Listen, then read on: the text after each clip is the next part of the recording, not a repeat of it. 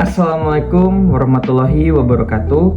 Perkenalkan, nama saya Wiratama Farzana, NIM saya 251061147. Hari ini saya akan mempresentasikan mengenai dinamika dan perkembangan hak asasi manusia pada setiap era, pasca kemerdekaan, Orde Lama, Orde Baru, dan juga reformasi.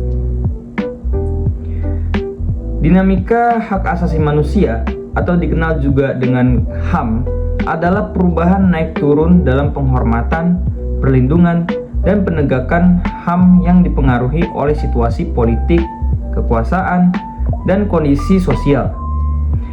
Perkembangan HAM menunjukkan sejauh mana negara semakin mengakui, mengatur, dan melindungi hak-hak dasar warga negara secara hukum dan praktik.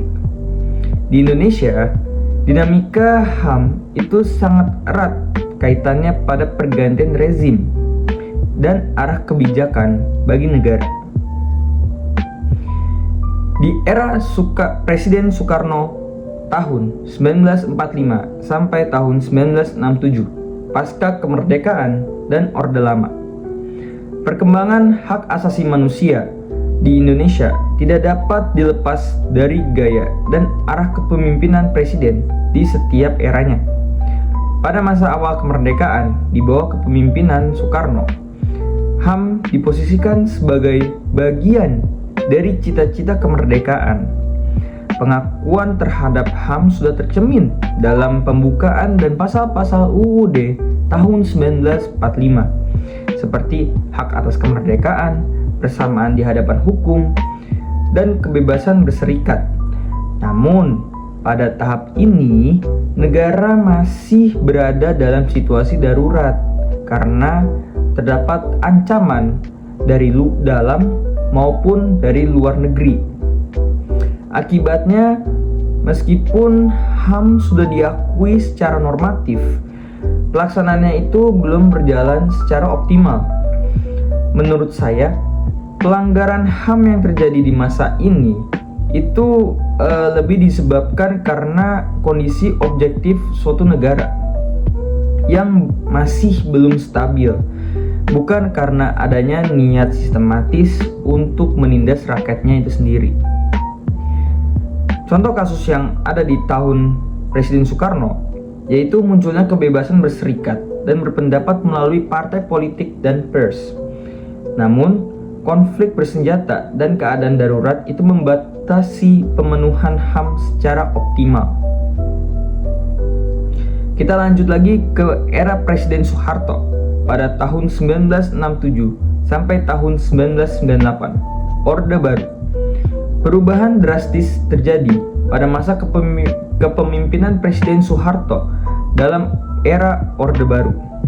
Pemerintahan Soeharto sangat menekankan stabilitas nasional dan pembangunan ekonomi sebagai legitimasi kekuasaan. HAM pada masa ini sering dipersepsikan sebagai ancaman terhadap ketertiban negara. Banyak pelanggaran HAM berat terjadi, seperti contohnya pada peristiwa tahun 1965 sampai tahun 1966, penembakan misterius, tragedi pada Tanjung Priuk, dan serta kekerasan negara di Aceh, Papua, dan Timur Timur.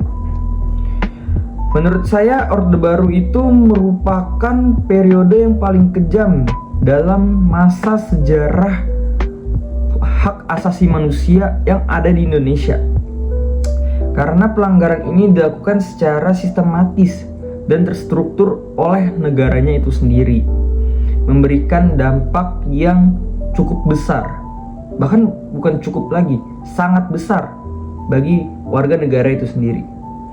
Kita lanjut di era Presiden B.J. Habibie pada tahun 1998 sampai tahun 1999, awal reformasi. Runtuhnya Orde Baru membawa Indonesia memasuki era reformasi yang diawali oleh kepemimpinan Presiden B.J. Habibie. Meskipun masa jabatannya itu yang sangat singkat, Habibie ini membuka ruang kebebasan yang sebelumnya itu tertutup secara sangat rapat. Pembebasan tahanan politik, kebebasan pers, serta keberanian memberikan referendum bagi Timor Timur itu menunjukkan adanya perubahan sikap negara terhadap hak asasi manusia. Menurut saya, pelanggaran hak asasi manusia yang terjadi pada masa kepemimpinan Presiden B.J. Habibie itu sangat transisi yang sangat penting. Meskipun memang jabatannya itu yang terlalu singkat saya katakan, tapi ia meletakkan fondasi kebebasan dan keberanian untuk negara untuk mengakui kesalahannya pada masa lalu, pada di masa Orde Lama dan Orde Baru. Kita lanjut lagi di era Presiden Abdurrahman Wahid pada tahun 1999 sampai tahun 2001. Reformasi awal. Semangat reformasi tersebut kemudian dilanjutkan oleh Presiden Abdurrahman Wahid yang dikenal memiliki pendekatan kemanusiaan dan pluralisme yang sangat kuat. Pada masa ini, HAM tidak hanya dipahami sebagai norma hukum saja, tetapi sebagai nilai moral. Penghapusan diskriminasi terhadap etnis Tionghoa, dan pendekatan dialog dalam konflik daerah mencerminkan komitmen terhadap penghormatan martabat manusia. Menurut saya, presiden di era Gus Dur itu adalah yang paling progresif dalam isu hak asasi manusia secara etis ya. Meskipun memang pemerintahannya itu menghadapi banyak hambatan terhadap politik. Kita lanjut lagi di era Presiden Ibu Megawati Soekarno Putri pada tahun 2001 sampai dengan tahun 2004. Pada masa kepemimpinan Ibu Megawati Soekarno Putri, penegakan HAM cenderung berjalan stagnan. Pemerintahan lebih berfokus pada stabilitas politik dan pemulihan ekonomi pasca krisis. Meskipun kerangka hukum HAM tetap ada, penyelesaian pelanggaran HAM berat pada masa lalu itu tidak menunjukkan kemajuan yang begitu signifikan. Menurut saya, era ini aman secara politik, tetapi kurang progresif dan penyelesaian kasus HAM berat pada masa lalu. Lanjut lagi di era Presiden Susilo Bambang Yudhoyono atau juga dikenal dengan Presiden SBY pada tahun 2004 sampai dengan tahun 2014. Perkembangan HAM berlanjut pada masa beliau ketika demokrasi prosedural mulai menguat dan institusi HAM itu semakin mapan. Kebebasan berpendapat dan pers relatif itu terjaga. Namun penyelesaian kasus-kasus pelanggaran HAM berat pada masa lalu itu belum optimal.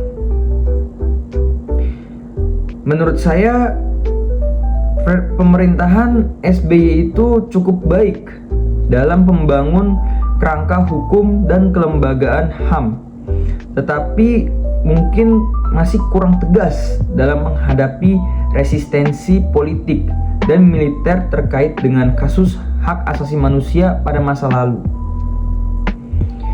Kita lanjut lagi di era Presiden Joko Widodo di tahun 2014 hingga sekarang.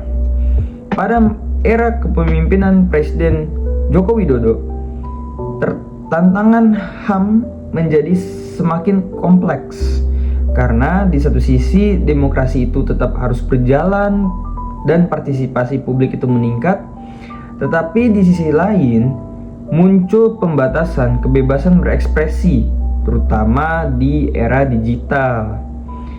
Isu HAM di Papua serta penggunaan instrumen hukum terhadap kritik politik itu menjadi sorotan. Kebebasan berekspresi itu masih ada, tetapi menghadapi pembatasan. Isu hak asasi manusia di Papua dan kebebasan sipil itu masih menjadi sorotan. Menurut saya, era ini menunjukkan adanya paradoks, di mana negara itu terlihat demokratis secara prosedural, tetapi belum sepenuhnya berani menempatkan hak asasi manusia itu sebagai prioritas substantif. Kita masuk kesimpulan, perjalanan hak asasi manusia di Indonesia itu menunjukkan bahwa HAM bukanlah suatu hal yang tumbuh secara lurus dan pasti-pasti saja, melainkan bergerak mengikuti arah kekuasaan dan keberanian para pemimpinnya. Ada masa ketika HAM itu hanya menjadi cita-cita di atas kertas saja. Ada pula masa ketika hak-hak dasar rakyat ditekan demi stabilitas dan kepentingan politik pada negara itu saja. Reformasi memang membuka harapan baru dengan ruang kebebasan yang lebih luas. Namun, kenyataannya keadilan bagi korban pelanggaran HAM dan perlindungan hak setiap warga negara itu masih belum sepenuhnya terwujud. Bagi saya, hal ini menjadi pengingat bahwa penegakan HAM itu bukan sekedar tugas negara, tetapi juga tertanggung jawab bersama untuk terus mengawal, mengkritik, dan memperjuangkan kemanusiaannya agar tidak kembali dikalahkan oleh kekuasaannya itu tersebut. Sekian, terima kasih. Itu saja yang bisa saya sampaikan. Mohon maaf jika ada salah kata yang terucap. Wabillahi taufiq wal hidayah. Wassalamualaikum warahmatullahi wabarakatuh.